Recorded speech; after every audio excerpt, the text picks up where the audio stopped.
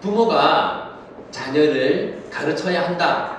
또 특히 신앙을 가르쳐야 한다. 라는 말씀을 드렸는데, 그러면 부모가 자녀를 가르칠 때 어디에 중점을 두고 가르쳐야 하는가? 여러분, 거기에 한번 잠언 1장 7절 핸드북에 있죠? 같이 한번 읽어볼까요? 시작. 여호와를 경외하는 것이 지식의 근본이거든 미련한 자는 지혜와 공의를 멸시하느니라. 여러분, 거기 지식의 근본이라는 표현이 있죠. 지금 한국 부모들은 무엇이 지식의 근본이라고 생각합니까? 국어, 영어, 수학이잖아요. 그죠? 국어, 영어, 수학이 지식의 근본이다 생각하고, 제가 만나본 교회의 학부모들도 대부분 그렇게 생각을 해요. 그런데 여러분, 하나님은 우리에게 뭐가 지식의 근본이라고 합니까? 여호와를 경외하는 것. 경외하다라는 것은 두려워하는 것을 말합니다. 그러니까 하나님을 두려워하는 마음을 우리 자녀들에게 심어주는 것, 그것이 우리 부모의 역할이라는 거죠. 전도서 11장 9절 한번 또 같이 읽어볼까요? 시작. 청년이여 내 어린이를 즐거워하며 내 청년의 내가를 마음에 기뻐하여 마음에 원하는 그들과 내 눈에 보이는 배워하라. 그러나 하나님이 이 모든 일로 말미암아 그를 심판하실 줄 알라. 자, 여러분 여기 보면 이제 11장 9절의 내용은 이런 내용이죠. 네 마음대로 살아라. 그러면 어떻게 된다? 하나님의 심판이 임할 것이다. 그 말을 하는 거 아닙니까? 여러분, 우리의 자녀들이 하나님을 두려워하지 않고 자기 마음대로 살아가는 사람이 되면 우리 자녀들의 삶에 뭐가 임합니까? 하나님의 심판이 임하게 됩니다. 대부분의 부모들이 이 지식 교육에 중점을 두고 자녀를 양육하는데, 그런데 지식 교육보다 성품 교육이 더 중요하다라는 것을 꼭 기억하셔야 합니다. 그리고 여러분, 자녀의 성품을 교육하는 데 있어서 가장 좋은 것이 가정 예배입니다. 왜냐하면 하나님이 우리 아이들 눈에 보입니까? 보이지 않습니까? 하나님이 우리 아이들 눈에 보이지 않죠. 그러면 어떻게 하면 우리 아이들이 하나님을 보게 될까요? 우리가 가정에서 가정 예배를 드리면 이제 아이들이 생각하기에, 이제 여러분의 어린 아이들이 생각하기에 지금 하나님이 보이지 않는데, 근데 엄마 아빠는 지금 하나님이 지금 우리 옆에 있는 것처럼 행동하잖아요. 어린 아이들 눈에는 하나님이 보이지 않는데 하나님께 기도하고 하나님을 찬양하고 하나님 말씀을 전한단 말이에요. 그러면 어려서부터 그런 분위기에서 자란 아이들은 바로 이 가정이라는 곳이 하나님이 함께하는 곳이다 라는 것을 자연스럽게 알게 됩니다. 그리고 내가 있는 곳 어디든지 하나님이 함께 하신다라는 것을 알게 되죠. 여러분, 저도 항상 생각하는데요. 가정에서 아이들과 함께 가정 예배를 드리면요, 이런 경우가 있어요. 이제 시간을 정하잖아요. 내가 이제 9시에 여기서 가정 예배를 드릴 건데 라는 생각을 하면 아이들을 대하는 저의 태도가 많이 달라집니다. 제가 이제 목사이기 때문에 교회에 가면 말과 행동을 조심하게 되잖아요. 성도들이 보니까. 그런데 제가 또 아버지로서 가정에서 가정 예배를 드리다 보니까 또 가정에서 제가 마치 교회에서 긴장하는 것처럼 가정에서도 긴장하게 되더라고요.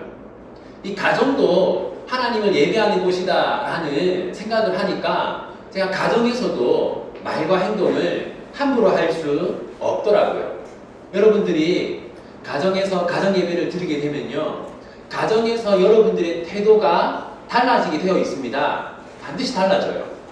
그리고요, 그런 부모의 모습을 보면서 자녀들의 태도도 달라지게 되어 있습니다. 여러분, 이제 성경적인 지식은 여러분들의 자녀들이 성경적인 지식은 대부분 부모에게 배우겠죠.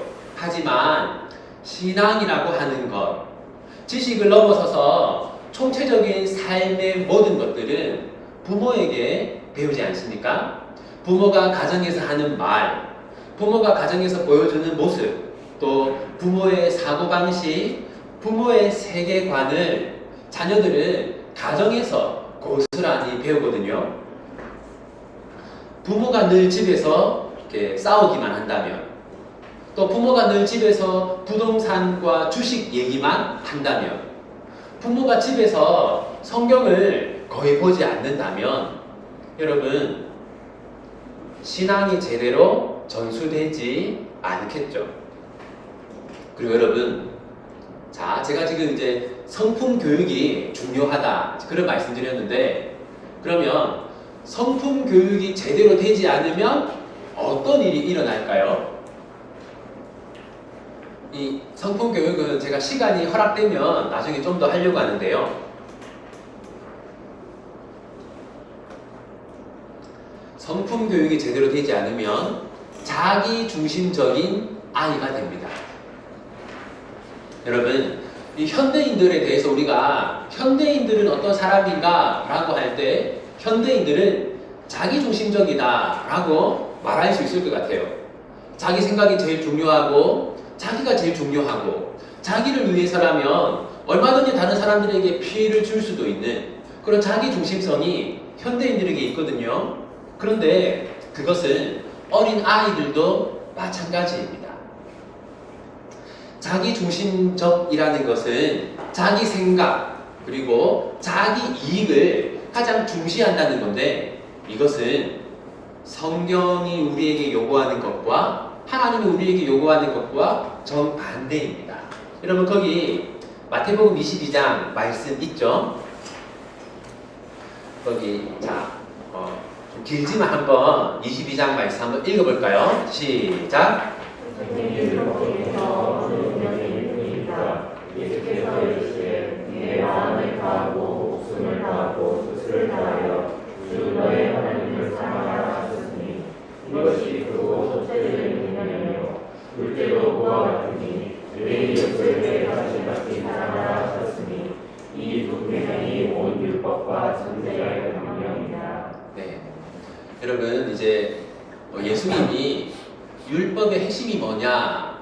율법이라는 것은 하나님이 우리에게 하라고 하신 것과 또 하지 말라고 하신 것을 통틀어서 율법이라고 하지 않습니까? 그러니까 율법이라는 것은 하나님이 우리에게 원하시는 것이라고 이렇게 할 수 있을 텐데, 첫 번째가 뭡니까? 마음과 목숨과 뜻을 다해서 하나님을 사랑하는 거라고 하잖아요. 그러니까 목숨을 바쳐 하나님을 사랑하는 것, 내 목숨보다 하나님을 더 중시하는 것을 하나님 원하신다라고 했고, 두 번째가 뭡니까? 그와 같으니, 그러니까 그것처럼 이웃을 사랑하라. 그러니까 여러분, 우리가 우리의 자녀들을 어떻게 가르쳐야 하냐면, 내 목숨보다 하나님을 더 사랑하는 아이, 내 목숨보다 이웃을 더 사랑하는 아이로 우리가 키워야 하는 겁니다. 그러므로 이것은 자기 중심성과 정반대되는 것이라고 할 수 있죠. 희생. 우리는 자녀들에게 희생을 가르쳐야 하는 겁니다. 그러므로 여러분, 자기 중심성이 강한 아이는 가정신앙 교육, 성품 교육이 제대로 되지 않았다는 증거인 것이죠. 성경에도 비슷한 가정이 나옵니다.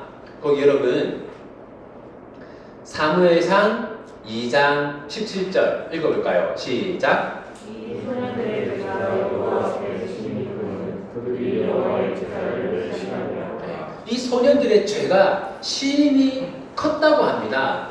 네. 그런데요, 자, 사무엘상 3장 13절 읽어볼까요? 시작. 내가 내 집을 영원토록 심판하겠다고 그에게 말한 것은 그가 아는 죄악 때문이니 이는 그가 자기의 아들이 저주를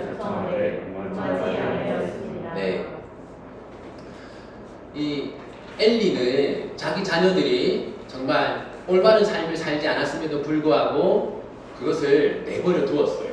가정신앙 교육이 제대로 되지 않았던 것이죠. 그러자 하나님이 뭐라고 하시냐면 2장 29절에서 너의 아들들을 나보다 더 중요하게 여겼다. 하나님이 이렇게 말씀하세요. 만약 여러분들이 가정에서 신앙교육을 제대로 하지 않고 또 자녀들이 올바른 삶을 살지 않는데도 그냥 내버려 둔다면 우리 역시 하나님보다 우리의 자녀들을 더 중시하는 것이라고 할 수 있겠죠. 여러분, 우리가 신앙교육을 제대로 하지 않고 성품 교육을 제대로 하지 않으면 우리 아이들은 하나님의 뜻대로 하나님이 원하는 대로 살 수 없고, 그렇다면 우리 자녀들의 삶에는 하나님의 은혜가 아니라 하나님의 징계가 임할 수도 있습니다. 그러므로 우리가 가정예배를 하지 않고 있고 자녀 신앙교육을 제대로 하지 않고 있다면 정말 반드시 올해부터는 우리가 마음을 다잡고 무언가를 해야 하는 것이죠.